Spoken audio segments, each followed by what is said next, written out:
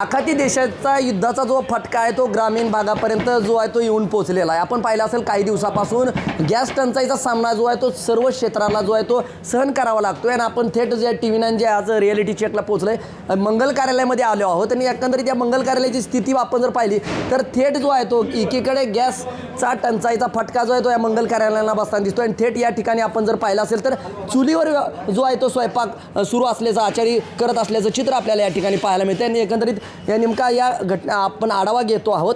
काय सांगाल कशा पद्धतीचं एकंदरीत हे चित्र आहे? गॅसवरचा स्वयंपाक थेट चुलीवर येऊन पोहोचला, कसं मॅनेजमेंट आहे?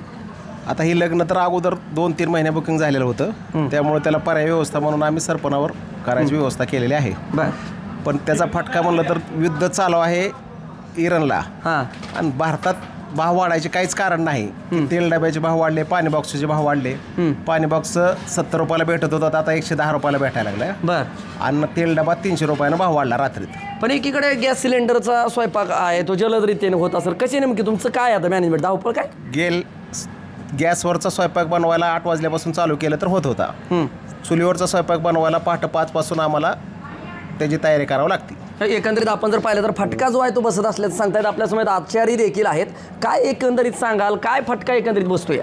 कसं आहे माहिती आहे का, गॅस असताना टाइम कव्हर होतो स्वयंपाकाचं गॅसमुळं। लाकडाचं असल्यामुळे आहे ना लवकर उरकत नाही, उशीर लागतंय आणि टायमामध्ये वेळेत होत नाही। आणि पार्टी तर समोर वेळेत पाहिजे म्हणतात, पण वेळेत होत नाही कव्हर तेवढं। किती बी पळापळी केली तर होत नाही। गॅसचं स्वयंपाक किती आयटम भरपूर असल्यामुळं उरकत नाही, लाकडावर स्वयंपाक उरकत नाही।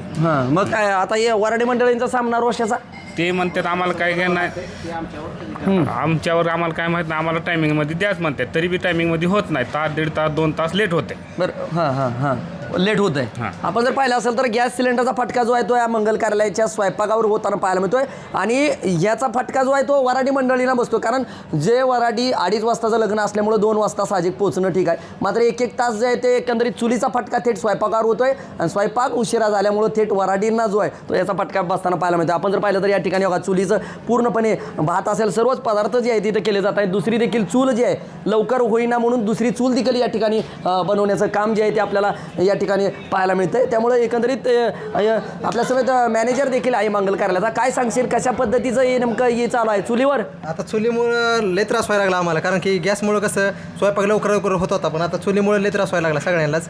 लवकरात व्हायला गेलं, मग वराडी मंडळाची वरड यायला लागले सगळ्यांचीच। मग गॅसचा भाव वाढल्यामुळे, कारण का आम्हाला आता गॅस पण उपलब्ध नाही सध्या, 2-3 लग्न झालं आम्ही चुलीवर स्वयंपाक करतोय। आपण जर पाहिलं असेल तर ही सर्व यंत्रणा आहे मंगल कार्यालयाची आणि पूर्णपणे चुलीवर जो आहे तो स्वयंपाकाची जे आहे ते या ठिकाणी आपल्याला काम सुरू असल्याचं पाहायला मिळते। याचा वेळेचा फटका जो आहे तो या ठिकाणी आपल्याला या मंगल कार्यालयाला बसताना पाहायला मिळतो। साहजिकच वराडी मंडळींना जो आहे तो जेवणाला जो आहे तो लेट होतोय, ही खंत जी आहे ती नवरदेवानी देखील बोलून दाखवली आहे। त्यामुळं तारेवरची कसरत ज्या पद्धतीनं मंगल कार्यालयाच्या मालकांना करावं लागते, केटर्सला करावं लागते, तशीच तारेवरची कसरत जी आहे ते आलेल्या वराडी मंडळींची आणि नववधूवरांची देखील होताना पाहायला मिळते। थेट याचा गॅस टंचाईचा फटका मंगल कार्यालय आणि वराडी मंडळींना नववधूवरांना बसताना पाहायला मिळतोय।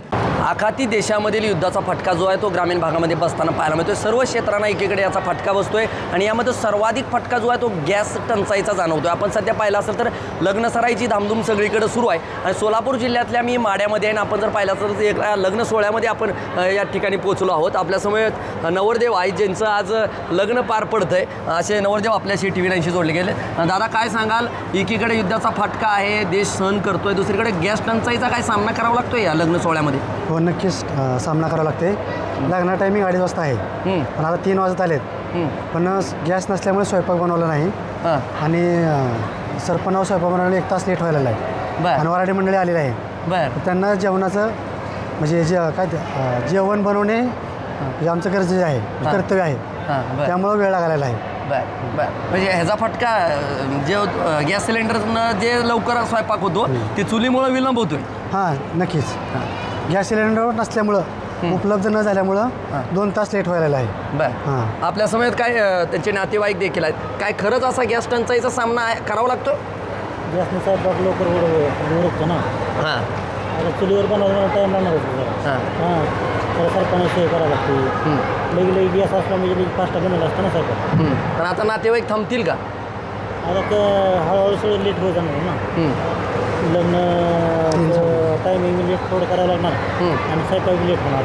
आपण जर पाहिलं असेल तर थेट लग्न मंडपातून जो आहे तो रिॲलिटी चेक आपण TV9 करतो आणि ज्या पद्धतीनं एकीकडे लग्नाची वेळ जी आहे ती 2:30 आहे, मात्र लेट होताना सर्वच काही गोष्टी दिसत आहेत आणि एकीकडे गॅस सिलेंडरचा स्वयंपाक लवकर होतोय, मात्र चुलीला जे आहे ते स्वयंपाकाला उशीर लागतोय. त्याचा फटका जो आहे तो आलेल्या वराडी मंडळींना जो आहे तो या ठिकाणी बसताना पाहायला मिळतोय. माझा सहकारी कॅमेरा पर्सन बाळकृष्ण गायकवाडसह मी संदीप शिंदे, TV9 मराठी, माढा, सोलापूर.